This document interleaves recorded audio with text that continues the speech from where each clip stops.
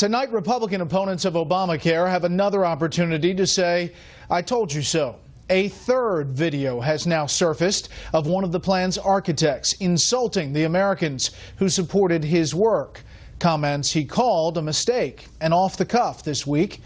All this comes as a new Republican majority in the next year's Congress prepares its efforts to repeal the controversial law. Correspondent Doug McElway has the story of yet another video causing Obamacare supporters heartburn.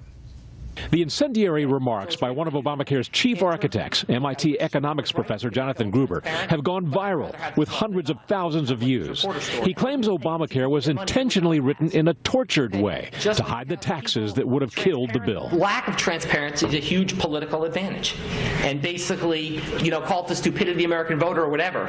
But basically, that was really, really critical to getting the thing to pass. Gruber tried to walk back the remarks in an appearance yesterday on MSNBC. The comment and the video were made at an academic conference. I was speaking off the cuff, and I basically spoke inappropriately, and I regret having made those comments.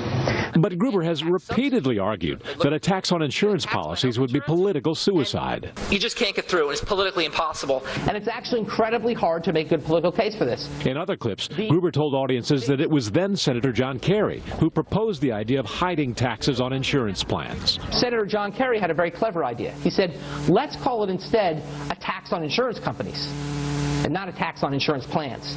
It's a very clever, basic exploitation of the lack of economic understanding of the American voter.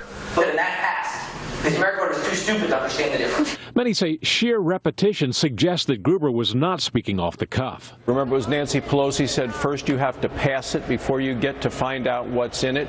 We knew it was written in a way that was really deliberately written to deceive the American people. And now people are paying the price. It was put together by a bunch of elitists who don't really fundamentally understand the American people. A recent Fox News poll supports Dean's point. It found that 55% of Americans believe the administration misrepresented the law to get it passed.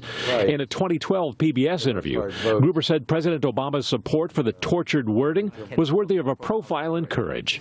They were all about times politicians didn't listen to the public and did what was right, not what political expediency would say. And this was a profile in courage. The Supreme Court will hear a challenge to Obamacare next year that could invalidate federally operated exchanges in 30 states. As Fox News reported in July, Gruber may have unintentionally made a case for the plaintiffs. I think what's important to remember politically about this is if you're a state and you don't set up an exchange, that means your citizens don't get their tax credits. But your citizens still pay the taxes that support this bill.